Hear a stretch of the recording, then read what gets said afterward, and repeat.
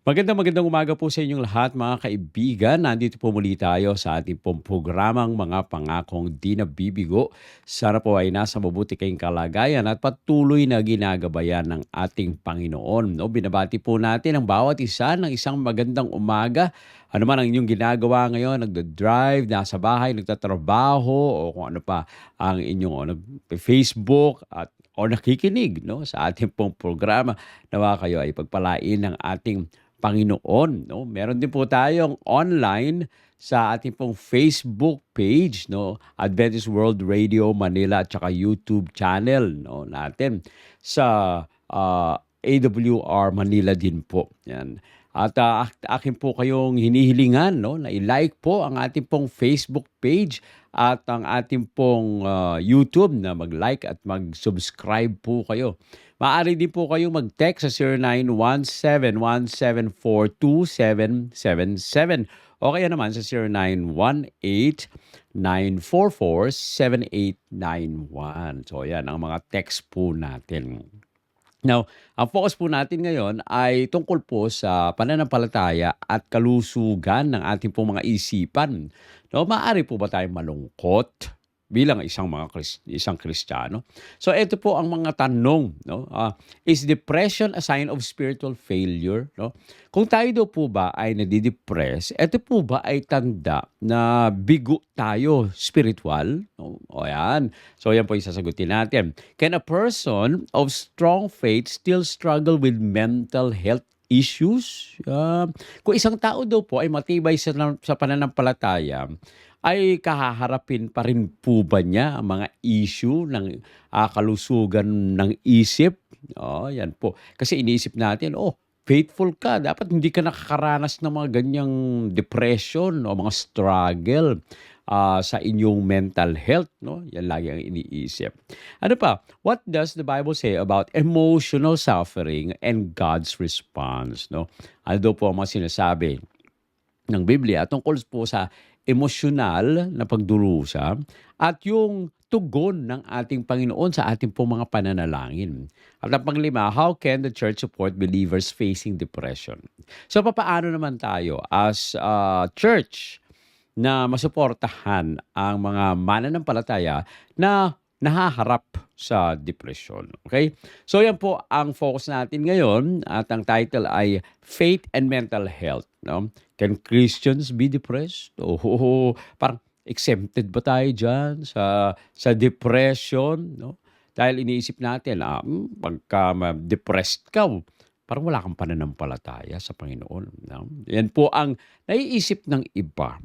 Kaya naman, tingnan po natin yung ating pong text. Ngayon, sa umaga pong ito, 2 Corinthians 12:9.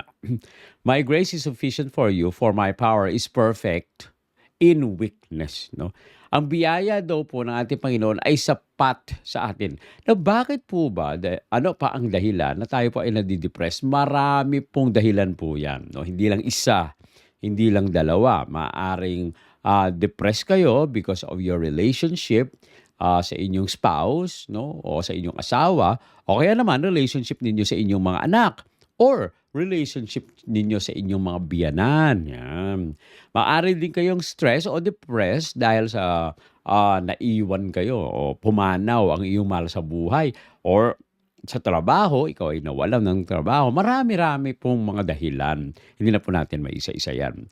Pero nais ko po na tandaan po natin, kung tayo daw po ay nakakaranas ng ganitong mga pagkakataon at iniisip natin na bakit tayo bakit pinaparusahan tayo ng ating Panginoon. Tandaan po natin yung acronym na FAITH, no?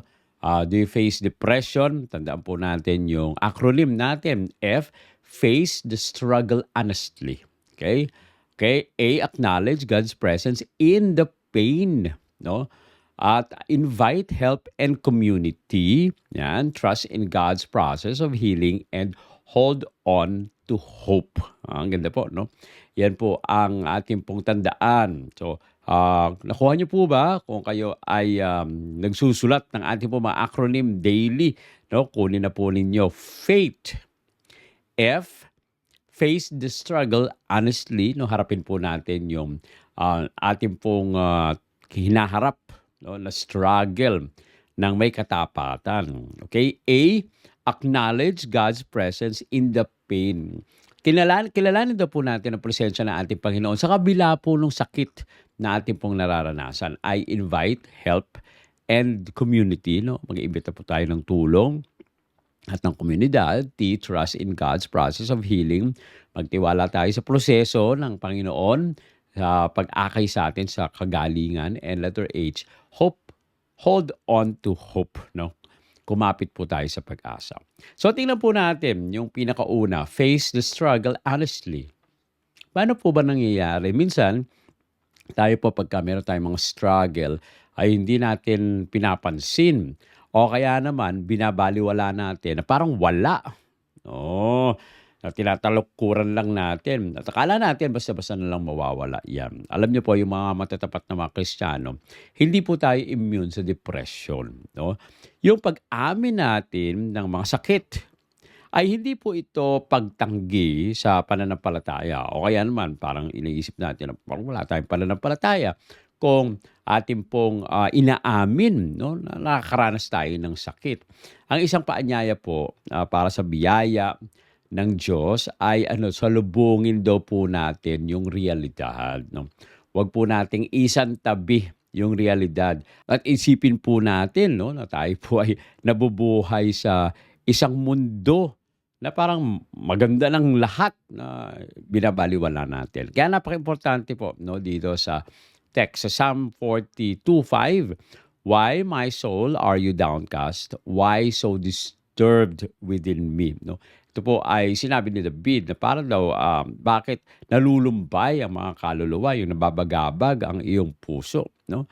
At laging sinabi ni Job doon sa Job 3:11, bakit hindi pa daw siya namatay nung siya po ay ipinanganak. Alam nyo, meron mga ganyan pagkakataon, no, na tayo po ay nakakaranas. Pero napaka-importante yung pinakauna, face the struggle honestly. Huwag po nating isantabi o baliwalain o isipin kunyari ay wala, no? Wala na, walang depresyon o walang sakit sa buhay. Dahil alam nyo po, kapag hindi po natin hinarap ito, no, ng harapan, ay babalik at babalik din yan. Kapag kayo po ay may problema tapos iinom lang kayo, okay? Iinom ng alak. Sabi ko, lunurin natin sa alak ito. No? Paggising ninyo, ngayon siguro makalimutan ninyo kasi nawala na kayo sa suhisyo at hindi nyo na naiisip yung problema.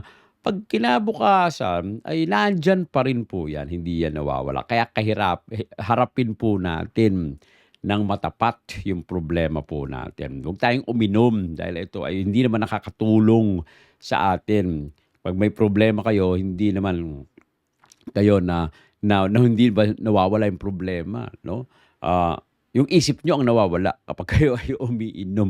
Kaya napaka-importante po, no, mga kaibigan, na tayo ay i-admit po natin na meron tayong lungkot, merong depression. Sabi po ni Henry Nouwen, to admit weakness is strength. God meets us where we are. No? Ang pagtanggap daw po ng kahinaan, ito ay kalakasan. No? Dahil ang ating Panginoon ay sinasalubong tayo kung saan tayo naroon. No? Hindi tayo iniiwanan ng ating Panginoon. Sabi ni Sheila Walsh, being Christian doesn't mean being okay at all time. No? O ang pagiging Kristiyano daw po ay hindi ibig sabihin o nangangahulugan na okay tayo sa lahat ng oras. No? Hindi po yun eh. Nakakaranas din po tayo.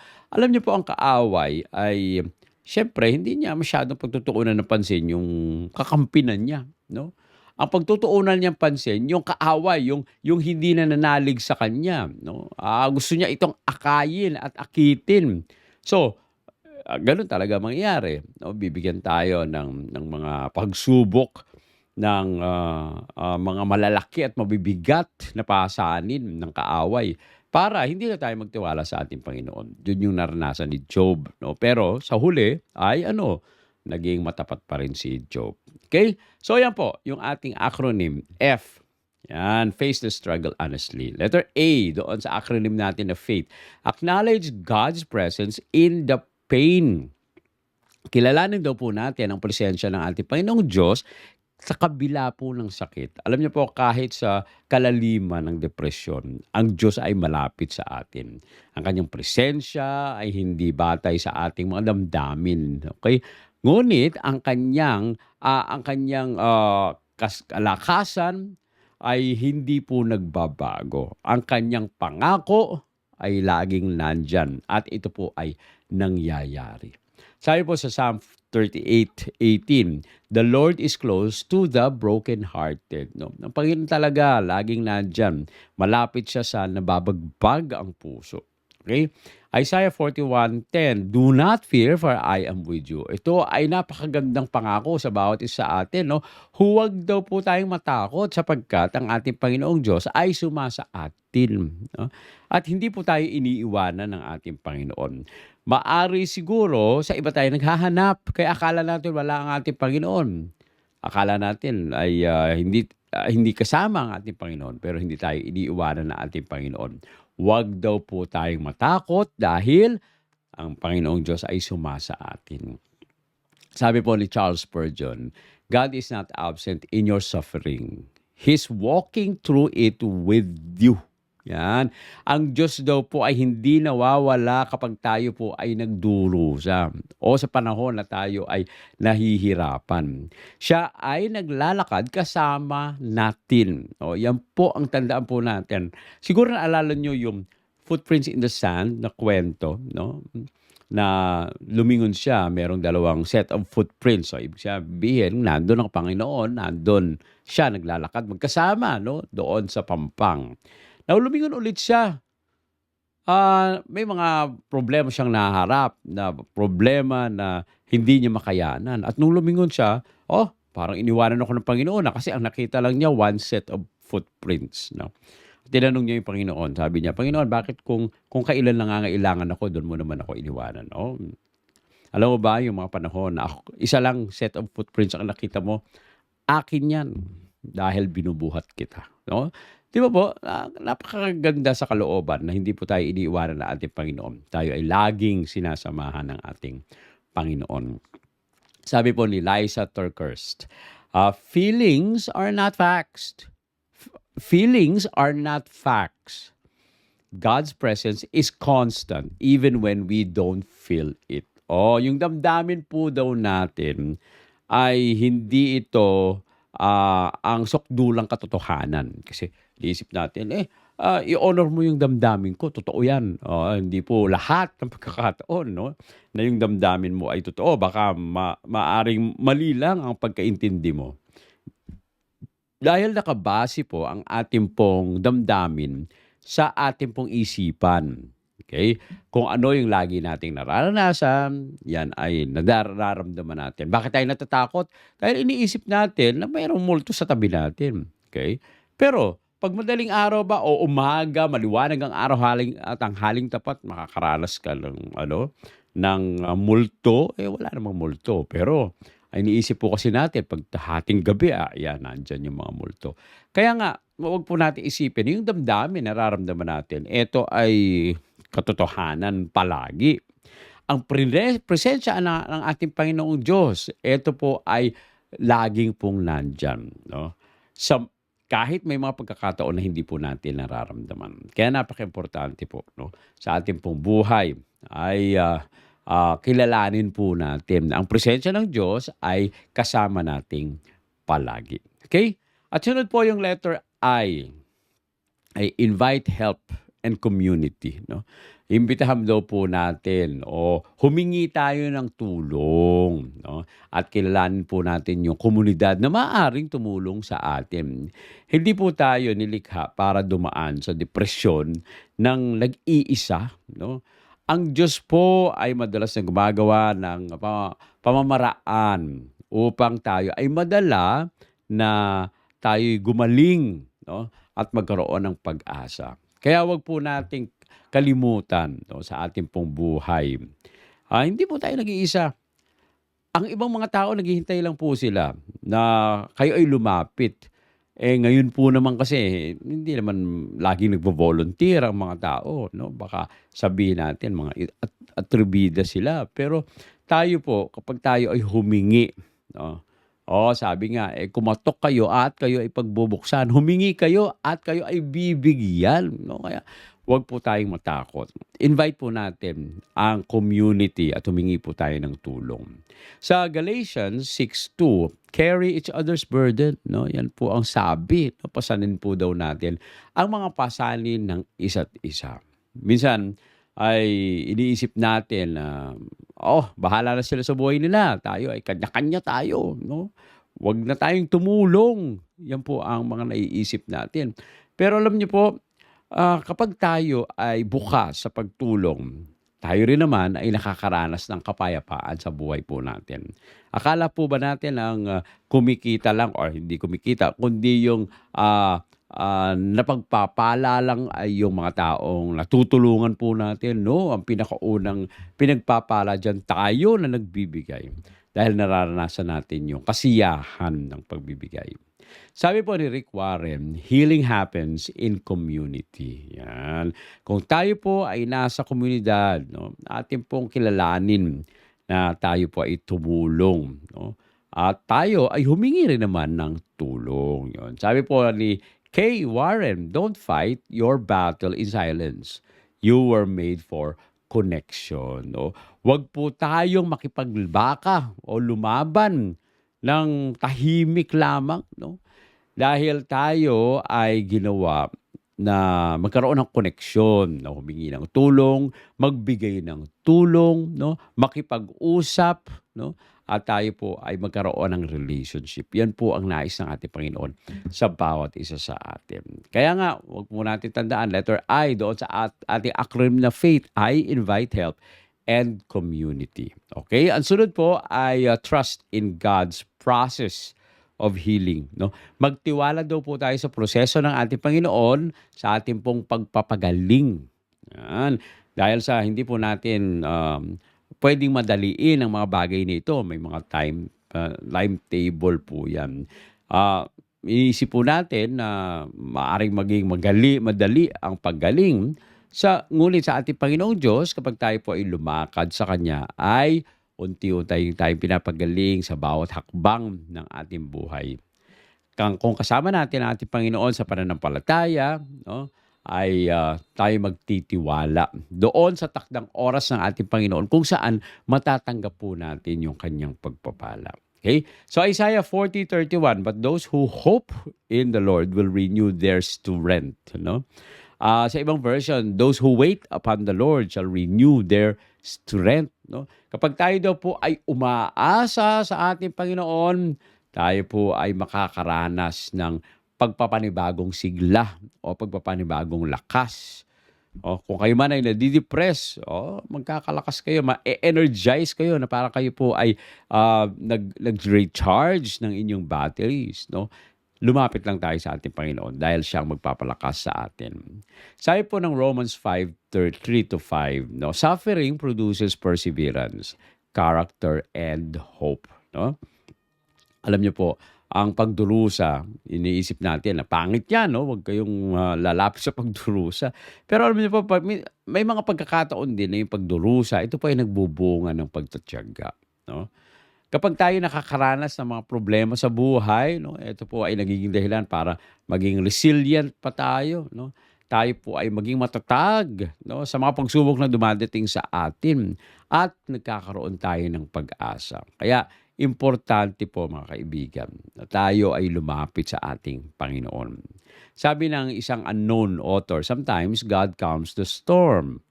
Other times, He lets storms rage and calms His child, no?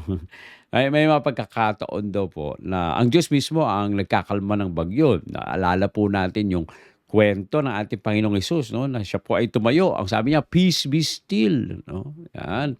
Talagang ang Diyos mismo. Pero may mga pagkakataon naman na ang pinapakalma niya ay hindi yung paligid, kundi yung puso ng kanyang anak. Si Pedro, naranasan po niya ito, no? Na pinakalma niya si Pedro, no? Hindi si Pedro ay galit na galit, no? Dahil sa ayaw niya na kunin sa kanila ang ating Panginoon, tinapyas niya yung tenga nung isa sa mga sundalo, no?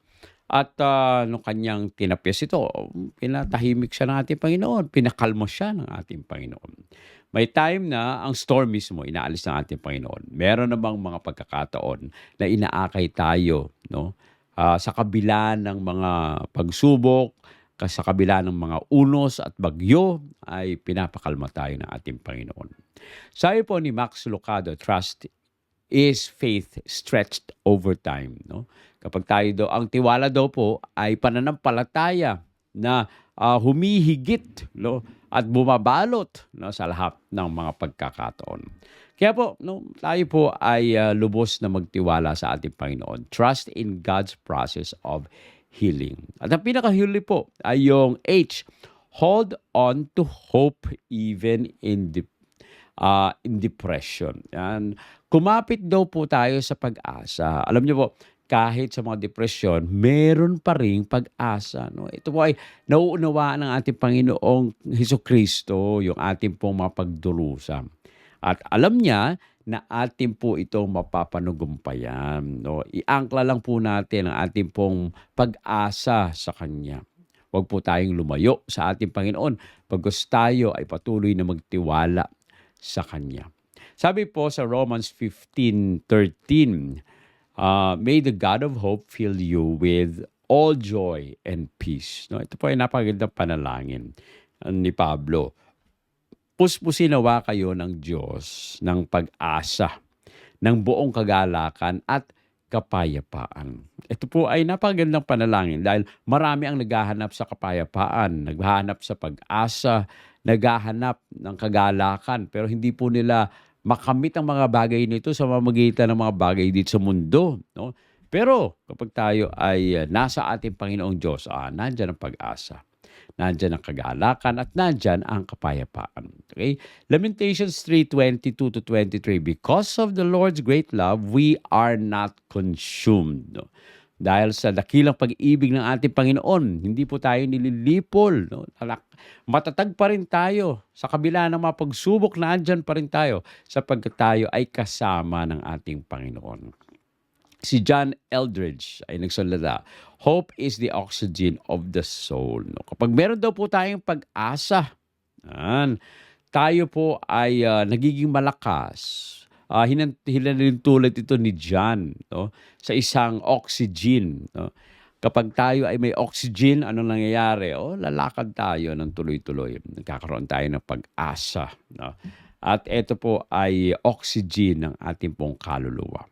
Kaya napaka-importante po sa ating pong buhay. Tandaan po natin, hold on to hope. No? Panghawakan po natin ang pag-asa dahil sa ating Panginoon lang nanggagaling ito. Corrie ten Boom, ang sabi po niya, there is no pit so deep that God's love is not deeper still. Wala daw po pala na hukay na pinakamalalim ng pag-ibig ng ating Panginoon Diyos ay hindi maaabot. No? Lahat yan ay maaabot. Kaya nga, napaka-importante po sa ating pong buhay. No? At na tayo ay magtiwala sa ating Panginoon. Katulad ng acronym po natin, no? Meron ba kayong nakakaharap na depression? Tandaan natin yung F sa ating pong acronym na faith. F, face the struggle honestly. Okay? Harapin po natin ang pakikibakan ng matapat. A, acknowledge God's presence in the pain. Kilalanin po natin presensya ng ating Panginoon sa kabila ng sakit na nararanasan po natin. Letter I, invite help and community. Huwag po tayong magmukmok. Huwag po tayong manatiling mag-isa. Pagkos tayo ay lumapit, no, sa mga tao sa paligid na atin po pinagkakatiwalaan at sila po ay makakatulong sa atin. Letter T, trust in God's process of healing. No? Huwag po tayong mainip. May proseso ng pagpapagaling ang ating Panginoong Diyos. Sundin lang po natin ang kanyang nais sa ating pong buhay. At ang panghuli, hope. H, hold on to hope. No? Panghawakan po natin at kumapit tayo sa pag-asa ng ating Panginoon. Alam niyo po, ang isang Kristiyano ay maaari po siyang ma-depress. No? Ang depression po kasi ay isang tunay at komplikadong mga karanasan sa bawat isa, sa lahat ng tao. hindi isang kabiguan ito ng pananampalataya, no? Maraming mga bayani sa banal na kasulatan at maging ating Panginoong Hesus mismo ang nakaranas ng matinding kalungkutan, no? Ngunit sa pamamagitan po ng pananampalataya, ang ating Panginoon ay naging matagumpay. Bagaman siya po ay humarap sa pakikibaka at yung kanyang ang presensya ng ating Panginoong Diyos ay parang hindi na niya maranasan, pero siya po ay nagtiwala pa rin. At siya po ay nag-iimbita sa atin na magtiwala rin sa proseso at panghawakan ang pag-asa na binibigay sa atin ng ating Panginoong Hesukristo. Kaya naman, tandaan po natin na hindi po tayo nag-iisa. Okay? At hindi po tayo masisira kung tayo ay magtitiwala lang sa ating Panginoon. At bagaman tayo masasaktan, bagaman may mga pasakit, hindi naman inaalis ng ating Panginoon yung mga nangyayaring hindi maganda sa buhay, pero ang ating Panginoon, sinasamahan po tayo at inaakay po tayo ng ating Panginoon. Magtiwala lang po tayo sa Kanya. Tayo po ay manalangin. Ama namin banal Diyos na nasa mga langit. Lumalapit kami sa umaga po ito at ninanais po namin na italagang muli ang aming pong buhay sa inyo. Alam po namin kayo makapagpapalakas sa amin. Bagaman maraming mga problema kinakaharap kami dito sa mundong ito, alam po namin na hindi nyo kami iiwanan bagkos kami ay patuloy nyong sasamahan, gagabayan, papalakasin at iingatan. Kaya tinatalaga po namin ang aming pong buhay sa inyo sa umaga po ito. Maraming salamat sa pagdinig sa aming dalangin sa pangalan na aming Panginoong Hesus. Amen. Amen. Maraming salamat po mga kaibigan sa inyong patuloy na pagsubaybay sa ating pong programang Mga Pangakong Di Nabibigo. Akin po kayo inaanyayahan sa ating pong sunod na pagkikita. No? Nawa ay pagpalain kayo ng ating Panginoon. Magtiwala kayo sa ating Panginoon. Siya ang inyong makakasama. Magandang umaga po at pagpalain kayo ng ating Panginoon.